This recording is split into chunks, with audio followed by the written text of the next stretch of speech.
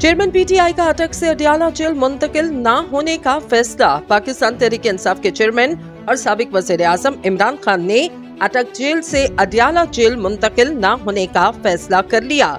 जराये के मुताबिक chairman PTI ने अटक से अडयाला जेल मुंतकिली न करने का अदालत के सामने बयान दे दिया।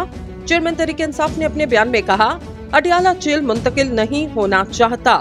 साबिक वज़ीर-ए-आज़म का कहना था, मैं अटक जेल में एडजस्ट हो गया हूँ।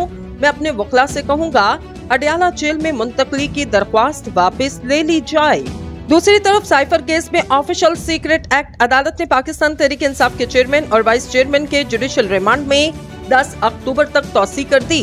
चेयरमैन तहरीक इंसाफ के खिलाफ साइफर केस के समात ऑफिशियल सीक्रेट एक्ट अदालत के जज अबुल हसनात मोहम्मद सुल्कुरनैन ने अटक जेल में की। इस मौके पर चेयरमैन पीटीआई के वकला बैरिस्टर सलमान सफ्तर और उमर न्यासी मौजूद थे, जबकि वफाकी तहकीकाती इदारे की टीम भी समात में मौजूद रही। प्री कैंट के दलाइल सुनने के बाद खसूसी अदालत के जज ने चेयरमैन तहरीक इंसाफ के जुडिशियल रिमांड में 10 अक्टूबर तक तौसी कर दी। वाइस चेयरमैन तहरीक इंसाफ शाह महमूद कुरैशी का जुडिशियल रिमांड मुकम्मल होने पर उन्हें अदालत पेश किया गया। साइफर केस में ऑफिशियल सीक्रेट एक्ट अदालत के जज अबुल हसनात सुल्कुरनैन ने केस की इन कैमरा समात की।